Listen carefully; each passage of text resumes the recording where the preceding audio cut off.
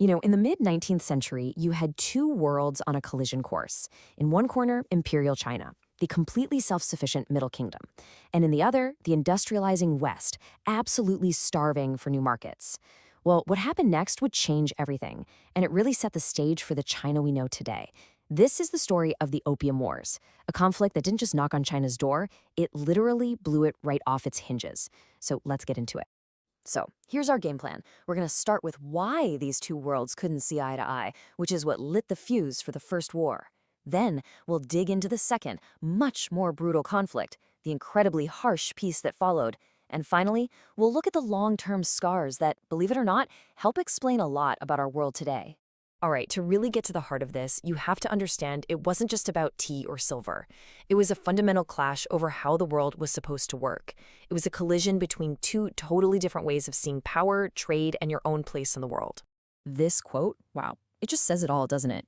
For the Qing Dynasty, China was it, the absolute center of the universe. Everyone else, just barbarians. But Britain had a huge problem. They were buying insane amounts of Chinese tea, and their silver was just pouring out of the country.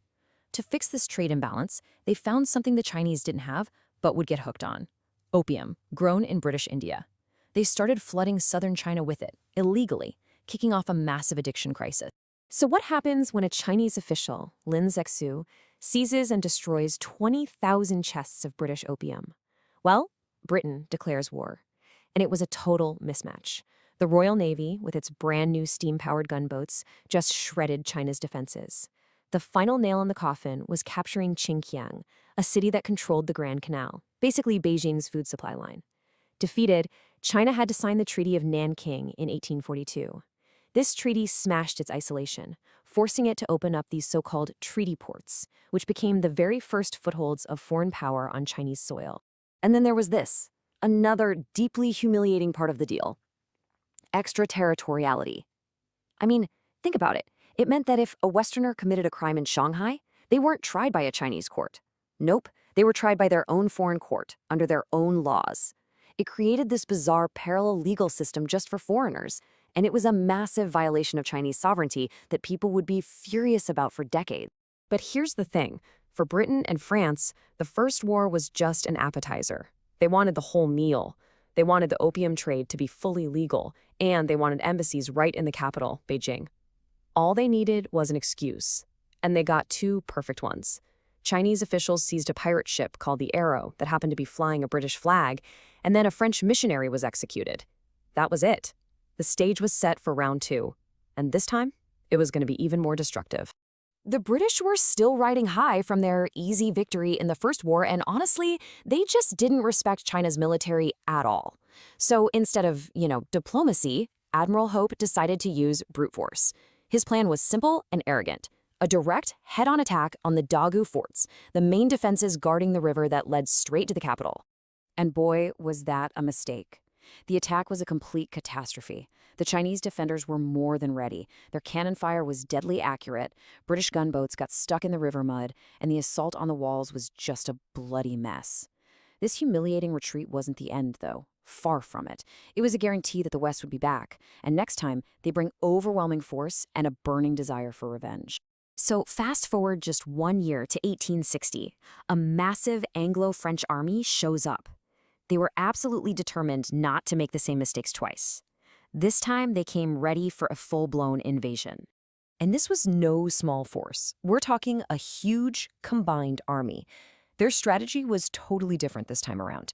Forget the frontal naval attack that failed so badly. Instead, they were going to land north of the forts, march across land, and hit them from their weakest point, the rear. Just getting ashore was a battle in itself. Imagine stepping off a ship into that soggy, stinking marsh. Before they even saw an enemy soldier, the troops were fighting the terrain itself, this flat, muddy nightmare that made moving thousands of men and all their heavy equipment an absolute slog. And as the Allies pushed inland, the massive technology gap became brutally obvious. The elite Manchu and Mongol cavalry. These guys were the backbone of the Qing army. They charged with incredible bravery. But they were riding straight into the teeth of the Armstrong gun, a brand new piece of modern artillery that fired faster and more accurately, and whose shells just ripped their formations to shreds. The main attack on the forts kicked off with this thunderous artillery duel, but it wasn't really a contest. After about an hour, a single British shell got lucky, punching right through the fort's main powder magazine. The explosion was immense. It shook the ground for miles and pretty much silenced the fort's guns in one single, terrifying blast. So the cannons might be silent, but the fort still had to be taken. The infantry assault was just hellish. To even get to the walls, the attackers had to cross not one, but two wide, deep moats filled with this thick, sticky mud, all while the defenders on the walls were firing down on them with everything they had.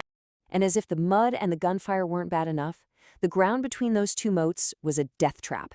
It was packed with sharpened bamboo stakes, hidden just under the surface, designed to impale anyone trying to make a run for it. The Chinese defenses were low-tech, but they were incredibly lethal. Despite all of it, the Allied troops eventually clawed their way up the walls. The fighting inside was ferocious, room-to-room, hand-to-hand combat. But once this main fort fell, the other forts were in an impossible position. They surrendered. And just like that, the road to Beijing was wide open. With the capital completely exposed, the emperor fled the city. He left his brother, Prince Gong, behind to pick up the pieces and negotiate a surrender. And the treaty that resulted was even more punishing than the first one. I mean, look at these terms. They went so far beyond just trade. Legalizing opium just made the social crisis worse. Giving missionaries the right to own property created endless cultural friction. Ceding even more territory to Britain chipped away at what was left of Chinese sovereignty.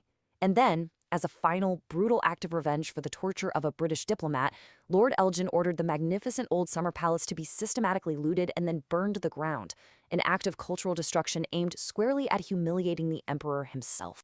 But the impact of these unequal treaties didn't stop when the ink dried. The humiliation and the gutting of the central Qing government's power had these profound and maybe even unintended consequences for the entire country. Think about it. By repeatedly beating down the Qing and forcing them to submit, the Western powers completely shattered the government's authority in the eyes of its own people. This loss of legitimacy created a massive power vacuum. And as we know, a vacuum never stays empty for long. And what's so fascinating here is that you can literally see the chaos unfold in this graph. Just look at that huge spike right around the time of the Opium Wars. That is not a coincidence. As the Qing state was getting hammered by foreign armies, internal violence was absolutely exploding all across the country. And this data lets us break down that violence. On the one hand, you had armed militias, the Wuzhuang, who were usually local guys protesting things like high taxes or rent. But on the other hand, you had the Geshet, the secret societies, and these were different. These were rebels, often with a clear anti-government, anti-Qing agenda. To the government, these groups were a much more serious existential threat. And this is the ultimate tragic paradox of the whole situation. While Western troops made the treaty ports safe and secure for foreign merchants, their very presence pushed these dangerous secret societies out of the cities and into the countryside. The result?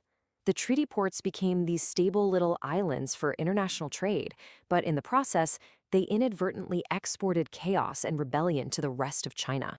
You know, this history isn't just stuck in the 19th century. In China, the story of a century of humiliation that began with these wars is still an incredibly powerful force in how the country sees itself and how it deals with the rest of the world. Which leaves us with a really critical question. How does the memory of this forced opening, of this unequal peace, still echo in the global relationships that define our world right now?